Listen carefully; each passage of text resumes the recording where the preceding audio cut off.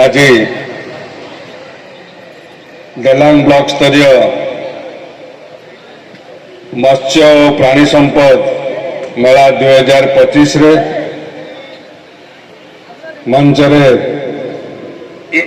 उपस्थित अछंती पिपिली पंचायत डेलांग पंचायत समितिर अध्यक्षा बासंती साहू महोदय मंच उपरे उपस्थित अछंती डेलांग पंचायत समितिर उपाध्यक्ष दुर्वासा निशंक महोदय मंच उपरे डेलांग ब्लॉक आत्मा कमिटी अध्यक्ष मोर बड़ भाई लड़ू किशोर राय महोदय मंच उपरे जिला स्तर आसीथिबा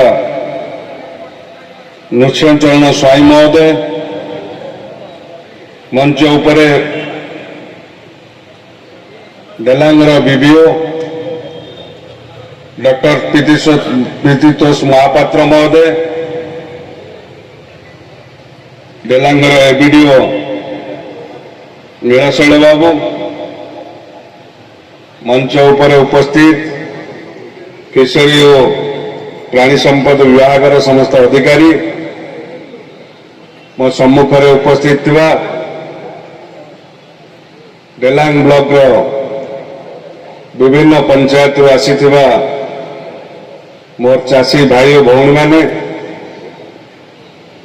मत्स्य और प्राणी संपद विभाग समस्त भाई भौणी माने सांबादिक बंधु माने एवं ये उपस्थित समस्त गुरुजन माने समस्त को आज ये डेलांग ब्लॉक स्तरीय मत्स्य और प्राणी संपद मेला 2025 को आपण मान को अभिनंदन जनाऊँगी स्वागत करुच्ची। समय बहुत डेरी है मु दुई पद आपण मान आगे रखी मोर भी देहर स्वास्थ्य टी भल ना आपण मैंने अनुभव करुवे जो ओडिशा रे मोहन चरण माझी नेतृत्व में लोकंगर सरकार है से लोकंगर सरकार आज आपण माने डेलांग ब्लॉक रे अनुभव करुछंती कारण मत्स्य प्राणी संपद विभाग कृषि विभाग विभिन्न मेला जिला स्तरीय करा जाए एवं राज्य स्तरीय करा जाए तेणु ताकू ओडिशा सरकार माननीय मुख्यमंत्री मोहन चरण माझी महोदय किभली भाव में कृषक मानकर उन्नति पाई कृषि आगु को जावाई मत्स्य प्राणी संपद विभाग एवं कृषि विभाग मिलित आनुकूल्य रे प्रति ब्लॉक रे ए मेलार आयोजन करा जाऊ जहाँ आज डेलांग ब्लॉक रे पालित होईची जो कथा टिके आगुरी आपण को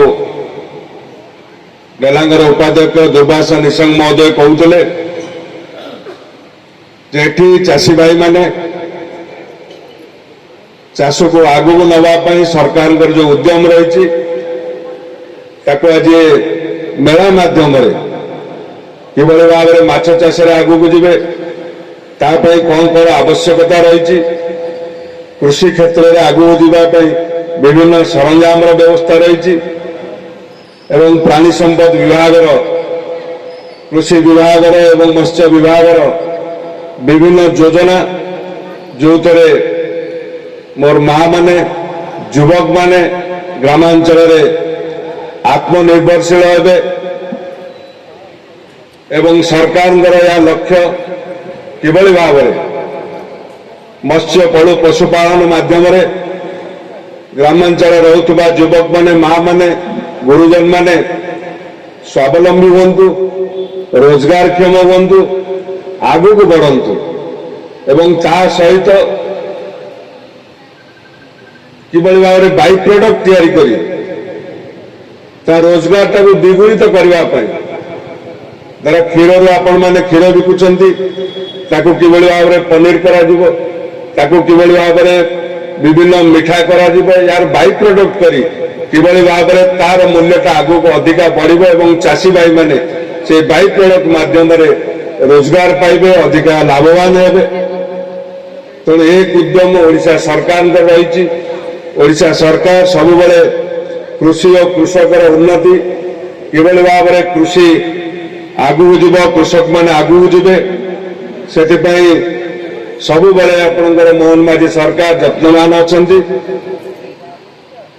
ଏବଂ ଆହୁରି ଗୋଟେ ସୁଖର କଥା, ଓଡ଼ିଶାର ପ୍ରଥମ ବ୍ଲକ ଭାବରେ ଆମର ଡେଲାଙ୍ଗ ବ୍ଲକ, ଯେଉଁଠାରେ ଲିଙ୍ଗ ନିରୂପଣ ଶୁକ୍ଲାଂଶୁ ଯାହାର ମୂଲ୍ୟ 170 ଟଙ୍କା ଦେଇ ଆତ୍ମା ଡେଲାଙ୍ଗ ମାଧ୍ୟମରେ ସମ୍ପୂର୍ଣ୍ଣ ମାଗଣାରେ କରାଯିବାର ବ୍ୟବସ୍ଥା କରାଯାଇଛି।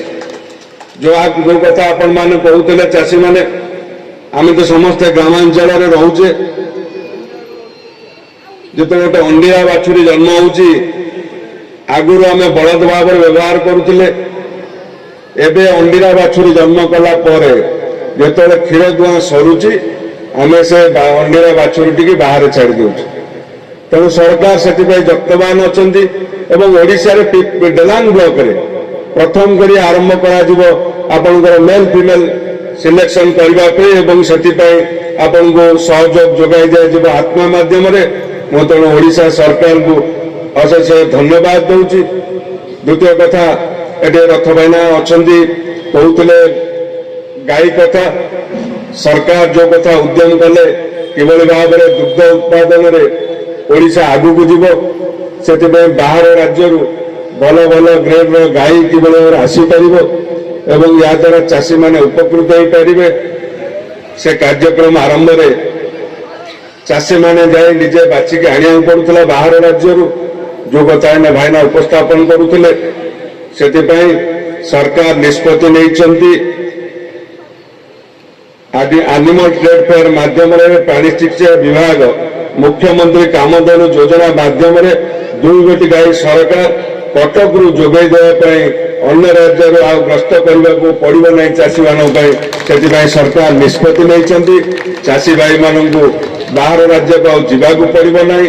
ଆପଣମାନଙ୍କୁ କଟକଠାରେ ବାହାର ରାଜ୍ୟର ଗାଈ ଆଣି ଯୋଗାଇ ଦେବାର ବ୍ୟବସ୍ଥା ସରକାର ଆରମ୍ଭ କରିଛନ୍ତି ଏବଂ ମୋବାଇଲ ଭେଟନାରୀ ୟୁନିଟ୍ ମାଧ୍ୟମରେ ଗାଁ ଗାଁରେ ବୁଲି କିଭଳି ଭାବରେ ଦେୟମୁକ୍ତ ଚିକିତ୍ସା ହୋଇପାରିବ, ସେଥିପାଇଁ ସରକାର ବିଧି ବ୍ୟବସ୍ଥା କରୁଛନ୍ତି।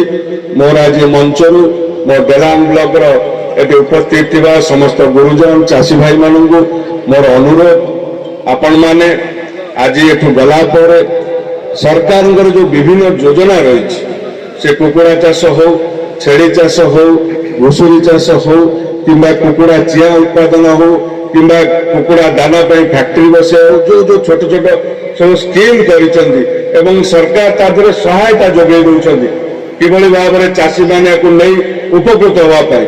ମତ୍ସ୍ୟ ଚାଷ କଥା ହଉ, ମୁଁ ଏଇନେ ଚେୟାରମ୍ୟାନଙ୍କ ସାଙ୍ଗରେ ଆଲୋଚନା କରୁଥିଲି ଅଧ୍ୟକ୍ଷ ମହୋଦୟ ସାଙ୍ଗରେ ଯେ ଆମର ଯୋଉ ଏସ୍ଏଚଜି ଗ୍ରୁପର ମା ମାନଙ୍କୁ ପଞ୍ଚାୟତର ଯୋଉ ନିୟମ ରହିଛି, ମତ୍ସ୍ୟ ଚାଷ ପୋଖରୀ ମାନଙ୍କୁ 3 ବର୍ଷ ସରକାରଙ୍କର ନିୟମ ରହିଛି ଏବଂ ତା ଦେହରେ ବି ସରକାରଙ୍କର ନିୟମ ରହିଛି। ଆପଣମାନେ ଯୋଉ ଏସ୍ଏଚଜି ଗ୍ରୁପର ମା ମାନେ ମତ୍ସ୍ୟ ଚାଷ ପାଇଁ ନେଉଛନ୍ତି 3 ବର୍ଷ ପାଇଁ, ତାକୁ ମୁଁ ଏଇନେ କହୁଥିଲି ଆମର ଗୋଟେ ପଞ୍ଚାୟତ ସମିତିରେ ରେଜୁଲେସନ କରିବା ଏବଂ ଜିଲ୍ଲାପାଳଙ୍କୁ ଦେବା କିଭଳି ଭାବରେ ସେ ଏସ୍ଏଚଜି ଗ୍ରୁପ ଯୋଉମାନେ ନିଲାମ ନେଇଛନ୍ତି ପଞ୍ଚାୟତ ପୋଖରୀକି ତାକୁ 5 ବର୍ଷିଆ କରାଯାଉ, ଯାହାଦ୍ୱାରା ମା ମାନେ ଅଧିକ ଉପକୃତ ହେଇପାରିବେ। ତେଣୁ ମୋର ଆଶା ନିଶ୍ଚିତ ଭାବରେ ଏ କଥା ଆମେ ଉଭୟ ମିଶି ଏ କଥାକୁ ଆଗକୁ ନେବା ଆପଣମାନଙ୍କ ସହଯୋଗ କରିବା ପାଇଁ। ତେଣୁ ମୋର ଆପଣମାନଙ୍କୁ ଅନୁରୋଧ ଯେ ବିଭିନ୍ନ ଯୋଜନା, ବିଭିନ୍ନ ସ୍କିମ୍, ଏଠି ବିଡ଼ିଓ ମହୋଦୟ ଅଛନ୍ତି ଏବଂ ଫିସରୀ ଅଫିସର ଅଛନ୍ତି, ଆପଣମାନଙ୍କୁ ସରକାର ବିଭିନ୍ନ ସ୍କିମ୍ ଯୋଗାଇ ଦେଉଛନ୍ତି। ତେଣୁ ଚାଷୀ ଭାଇମାନଙ୍କୁ ଅନୁରୋଧ, ଯୁବକ ବନ୍ଧୁମାନଙ୍କୁ ଅନୁରୋଧ, ଆପଣମାନେ ଭଲ୍ୟୁଣ୍ଟର ହିସାବରେ କିଭଳି ଭାବରେ ଆପଣଙ୍କ ଗାଁରେ, ଆପଣଙ୍କ ପଞ୍ଚାୟତରେ, ଆପଣଙ୍କ ଅଞ୍ଚଳରେ ଏସବୁ ବିଭିନ୍ନ ସ୍କିମ୍ର ଯୋଜନା ମୋର ମା ମାନେ, ଗୁରୁଜନ ମାନଙ୍କରେ, ଘରେ ଭାଇ ଭଉଣୀ ମାନେ କିଭଳି ଭାବରେ ଏ ଯୋଜନାକୁ ନେଇ ସେଥିରୁ ରୋଜଗାର କରି ନିଜ ପରିବାର ଚଳିବା ସହିତ ନିଜେ ସ୍ୱାବଲମ୍ବୀ ହେଇପାରିବେ। ତାହେଲେ ଯାଇ ଯୋଉ ଯଶସ୍ୱୀ ମୁଖ୍ୟମନ୍ତ୍ରୀଙ୍କର ଆହ୍ୱାନ ରହିଛି ଯେ ଓଡ଼ିଶା ଭାଷା ଭିତ୍ତିକ ରାଜ୍ୟ ଭାବରେ ଯେତେବେଳେ 2036 ମସିହାରେ ତାର ଶତବାର୍ଷିକୀ ପାଳନ କରିବ, ତେଣୁ ଓଡ଼ିଶା ଆଗକୁ ଯିବ। ଏକ ବିକଶିତ ଓଡ଼ିଶା ଗଠନ ପାଇଁ ଆମ ସମସ୍ତଙ୍କୁ ଏ ତଳ ସ୍ତରରୁ କାମ କରିବାକୁ ପଡ଼ିବ, ବିଭିନ୍ନ ଯୋଜନାକୁ ଠିକ୍ ଭାବରେ ରୂପାୟନ କରିବାକୁ ପଡ଼ିବ। ତାହେଲେ ଯେତେବେଳେ 2047 ମସିହା ବେଳକୁ ଭାରତବର୍ଷ ତାର ସ୍ୱାଧୀନତାର ଶତବାର୍ଷିକୀ ପାଳନ କରୁଥିବ, ସେତେବେଳେ ଆମର ଏ ଡେଲାଙ୍ଗ ଅଞ୍ଚଳ ରୋଜଗାରକ୍ଷମ ହୋଇ ଆତ୍ମନିର୍ଭରଶୀଳ ହୋଇ ଆମର ଗୁରୁଜନ ମାନେ, ମା ମାନେ, ଯୁବକ ମାନେ ସମସ୍ତେ ନିଜେ ରୋଜଗାରକ୍ଷମ ହୋଇପାରିବେ, ନିଜେ ସ୍ୱାବଲମ୍ବୀ ହୋଇପାରିବେ। ତାହେଲେ ଆମ ଅଞ୍ଚଳ ବିକାଶ ପଥରେ ଆଗେଇ ଯିବ।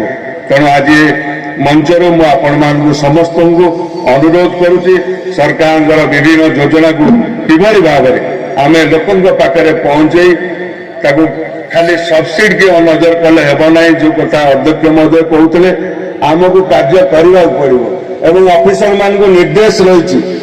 ସେ ଯୁଗ ପଳେଇଲା, ଆଉ ସବସିଡି ଯୁଗ। ଇମ୍ପ୍ଲିମେଣ୍ଟେସନ ହବ, ତଳେ କାମ ହବ, ତାପରେ ସବସିଡି ମିଳିବ। ତେଣୁ ମୋର ଅନୁରୋଧ, ନିଶ୍ଚିତ ଭାବରେ ସରକାର ଆପଣମାନଙ୍କ ସହଯୋଗରେ ଅଛନ୍ତି। ସରକାର ଆପଣମାନଙ୍କୁ କୃଷି ଓ କୃଷକମାନଙ୍କୁ ଆଗକୁ ନେବାକୁ ଚାହୁଁଛନ୍ତି। ତେଣୁ ଆପଣମାନଙ୍କ ସମସ୍ତଙ୍କର ସହଯୋଗ, ଆପଣଙ୍କୁ ଓଡ଼ିଶା ସରକାରର ସମସ୍ତ ଅଧିକାରୀମାନେ ଆପଣମାନଙ୍କୁ ସବୁ ପ୍ରକାର ସହଯୋଗ ଯୋଗାଇ ଦେବେ।